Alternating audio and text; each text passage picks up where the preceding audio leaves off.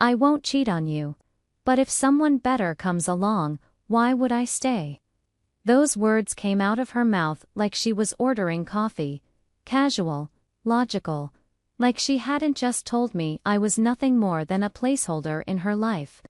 I looked at her, this woman I'd sacrificed promotions for, covered rent for, built my entire world around, and I felt something crack inside my chest.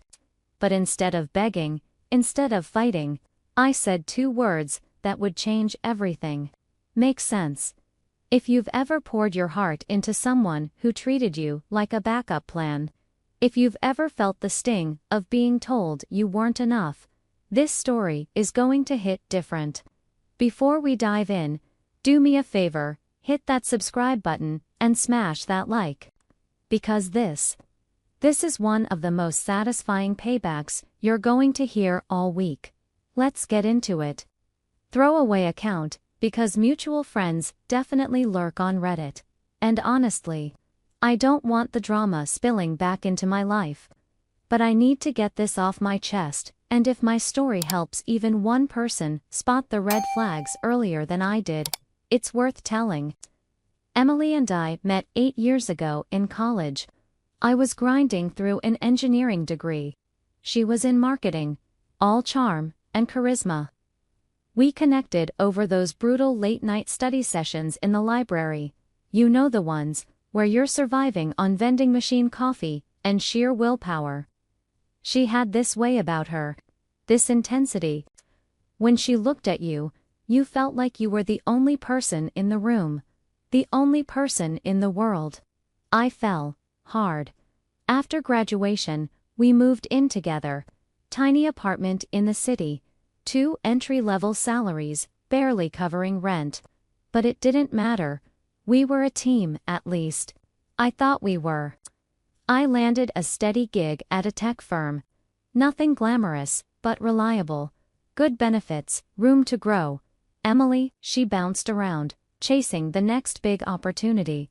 Always convinced the perfect job was just around the corner.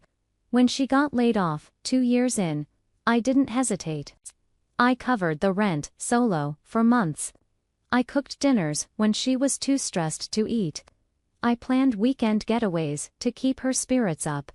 I even turned down a promotion that would have required relocating because she wasn't ready to move. We're a team, I'd say. And I meant it. I listened to her vent about shark-infested job markets and backstabbing coworkers. I held her through the panic attacks before big interviews. I drove 3 hours in the rain once. 3 hours because her car broke down on a road trip and she was stranded. That's what you do when you love someone. You show up. No questions asked. But looking back, the signs were there. I just didn't want to see them. It started with social media. Emily would scroll endlessly, liking posts about leveling up in life and relationships. Motivational quotes about not settling for average. Memes that said things like, "If you're not growing together, you're growing apart." At first, it seemed harmless, inspirational, even then it got personal. She'd show me pictures of her friends' boyfriends, guys with flashy cars, exotic vacations, 6-figure side hustles, and make these little comments. "See, that's what happens when you take risks." I'd laugh it off, but it stung. It burned, actually. Because while those guys were out there taking risks, I was the one holding us steady. I was the one making sure we didn't drown while she figured out her next move. Then came the subtle digs. The comparisons that cut just a little deeper each time. "Oh, my friend's boyfriend just got promoted to VP. Isn't that wild? Did you see Alex's Instagram? His startup just got funded. He's so driven." Her eyes would light up when she talked about these other guys. This spark I hadn't seen directed at me in I couldn't remember how long. I started wondering, was I not enough? Was I too safe? The night everything changed started like any other. We were cuddling on the couch, some random show playing in the background. I was tired from work, finally relaxing, when Emily paused the TV. "Hey, can we talk about something?" Her tone was casual. Too casual. Like she was about to suggest takeout instead of cooking. I nodded, expecting something about bills, the lease, grocery shopping. Instead, she dropped a grenade. "I've been thinking a lot about us. Long term." She took a breath. "You're great, really, stable, kind. But I keep seeing all these people online, living these big, exciting lives. And I can't help wondering, am I missing out?" My stomach dropped. But I kept my face neutral. "What do you mean?" She shrugged. Actually shrugged, like this was nothing. "I mean, I love you. But if someone came along who could push me further, someone more exciting, more successful, why wouldn't I explore that?" She paused, tilting her head. "It's not cheating if I'm honest about it up front, right?" I stared at her. "So you're saying our relationship is conditional?" "Not conditional," she replied, rolling her eyes slightly. "Realistic. Life's short. People upgrade jobs, houses. Why not partners?" And then she said it. The sentence that would echo in my head for weeks. "I won't cheat on you. But if someone better shows up, why would I stay?" She smiled, like this was perfectly reasonable. Like she was being mature. "You'd do the same thing if a supermodel knocked on your door, right?" I didn't answer. I just sat there, replaying every sacrifice I'd made. Every promotion I'd declined. Every weekend I'd spent supporting her instead of building my own life. Every time I'd chosen us over me. And now I was just a placeholder, a safety net. Someone to keep the lights on until something shinier came along. That night, I lay awake for hours, staring at the ceiling, feeling the weight of those words crushing my chest. Why would I stay? The question echoed. And slowly, something shifted inside me. Maybe it shouldn't. I didn't confront her dramatically. No screaming matches, no tearful ultimatums. Instead, I started pulling back, quietly, testing my own independence. I hit the gym harder. Reconnected with old friends I'd neglected. Threw myself into work projects I'd been sidelining for years. And Emily, she escalated. Her social media became a parade of passive-aggressive posts. Quotes about embracing change and not settling. She reposted an article titled, "Why Staying in a Safe Relationship Holds You Back," with a caption that just said, "Food for thought." Friends started messaging me. "Hey, you guys okay?" I'd just say, "We're fine," but we weren't. She started going to networking events that ran suspiciously late. Coming home smelling like wine and excitement, glowing in a way she hadn't around me in months. And she couldn't stop talking about Alex. He's in my industry circle. Just launched a startup. So driven. Makes you rethink what's possible, you know? I saw the writing on the wall. She was window shopping, using her own philosophy to justify what she was about to do. And I realized something important. Why fight for someone who already sees you as temporary? The breakup came about a month after her realistic speech. I came home from work on a Friday to find her dressed up. Nice dress, full makeup, like she had plans. "We need to talk," she said, sitting me down at the kitchen table. Her tone was smug, rehearsed, like she'd been practicing this in the mirror. "Okay." She leaned forward, folding her hands. "Look, I've been thinking about what I said before, about not settling, and Alex asked me out." Properly, she smiled. "He's got this energy, this drive. It's what I need right now to level up my career. We're going to dinner tonight to see where things go." I blinked. "So you're breaking up with me?" "Not breaking up exactly," she said, waving her hand dismissively. "Just exploring options. Like I said, I won't cheat. This is me being honest. If it doesn't work with him, We can talk. She paused, looking around our modest apartment like it was a prison cell. But honestly, you deserve someone who's content with this.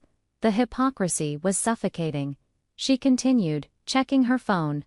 I packed a bag for the weekend. Give you space to process. We can figure out the lease later. I looked at her. This woman I'd built my life around, and I felt something unexpected. Not anger, not heartbreak, clarity. Makes sense, I said calmly. She paused, eyebrow raised. That's it. No fight. What would that change? Your logic's sound. Why stay if better shows up? She actually smiled. Relieved. Like I'd just validated everything she'd told herself. See? I knew you'd get it. You're mature like that. Then she grabbed her keys and walked out, heels clicking down the hallway. And just like that, she was gone. That weekend was brutal, but it was also transformative. I didn't spiral. Didn't call her. Didn't beg. Instead, I sat with the silence. Let myself feel the unfairness. Then I made a choice. Her rules. They could work for me too. I changed the locks. Packed her stuff into labeled boxes. Hit the gym until my muscles screamed. Called my buddy Mike, who I'd neglected because Emily always demanded us time, and we grabbed beers like old times. She said what? Mike laughed, shaking his head. Dude, that's cold. But you know what? You're free now. Let's make the most of it. By midweek, I was on dating apps. Not desperate, just open. And that's when I matched with Sarah. Sarah was 29. Graphic designer. Her profile screamed genuine. Hiking photos. Volunteering at animal shelters. No filtered glamour shots. We talked for hours about podcasts, indie films, life goals. She suggested coffee that Friday. 1 week after Emily walked out. I almost said no, felt too soon. But then Emily's voice echoed in my head. Why would I stay if better shows up? Why indeed? Our first date was everything Emily and I had stopped being years ago. Easy, real, no games, no comparisons. Just two people actually seeing each other. Walking Sarah home, I felt something I hadn't felt in years. Excitement without the undercurrent of doubt. We kissed goodnight. And I drove home feeling lighter than I had in a long, long time. Of course, karma doesn't wait long. About 3 weeks later, cracks started appearing in Emily's perfect upgrade. Turns out, Alex wasn't the driven entrepreneur she'd hyped. He was unstable, bouncing between gigs, living off charm and connections, using her for introductions at networking events, then flaking when she needed support. At one party, he got drunk and flirted with her coworker, right in front of her. When she confronted him, he laughed. Babe, relax. It's just networking. It got worse. The driven startup founder was still technically married. Separated, sure, but not divorced. Using dating apps on the side. Playing multiple women at once. And Emily, she'd been covering dates, lending him cash for startup expenses, believing every word. When she finally pushed for commitment, he ghosted her, blocked her everywhere. Left her with unpaid shared tabs and a shattered ego. Her social media went dark for days, then flooded with self-help quotes about learning from mistakes. But the damage was done. Her friends, the ones who'd cheered her glow up, started distancing themselves. Turns out, some had warned her about Alex's reputation. She'd ignored them. At work, the distraction cost her a major client pitch. Rumors spread. Her professional reputation crumbled alongside her personal life. And me. I was thriving. Got that promotion I'd been chasing. Started looking at nicer apartments. Sarah and I were getting serious, planning trips, talking about the future.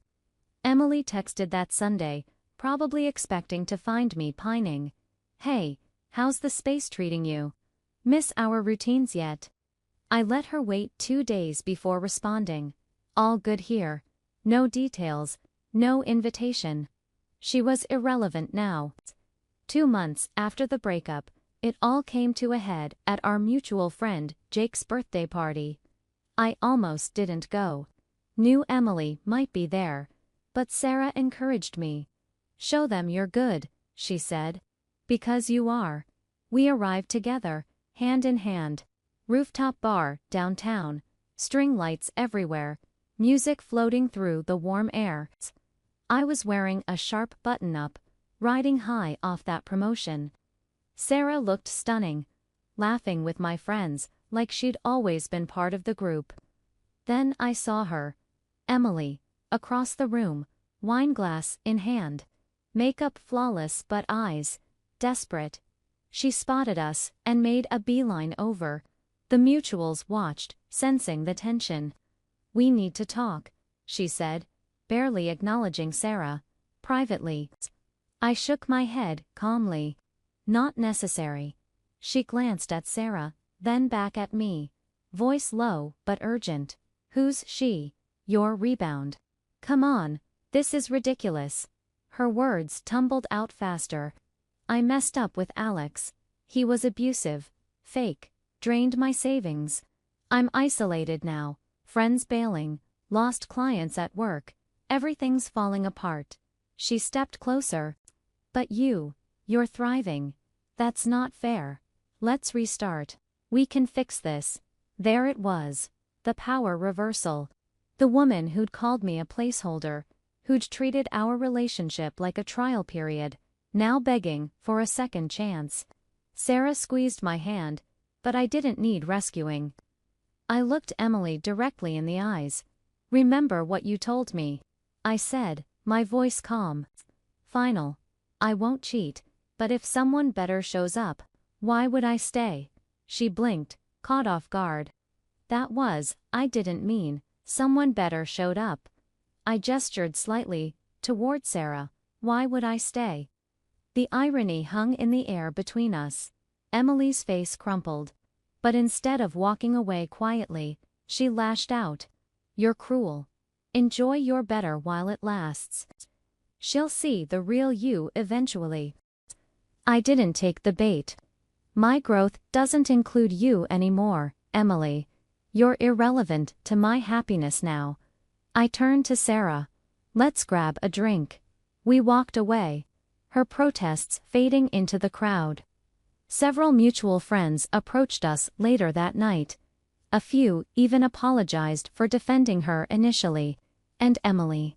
Last I saw, she was standing alone by the bar, watching me laugh with the life I'd built without her. That was the end. Blocked her everywhere. No more contact. Last I heard, through the grapevine, she's still struggling. Changed jobs, but the reputation followed. Meanwhile, Sarah and I are solid. Planning a trip next month. Building something real. Here's what I learned. Some people will tell you exactly who they are if you listen closely enough. And when someone treats you like an option, believe them. Then go become someone's priority. Their rules. They can apply to you, too. Walk away with dignity. Build your best life. And let karma handle the rest. If this story gave you chills, or if you've ever been the placeholder who finally got their payback, smash that like button and drop your story in the comments. I read every single one. And if you haven't already, hit subscribe and turn on notifications, because we've got more stories like this coming your way. Until next time, remember, the best revenge is living well. Peace.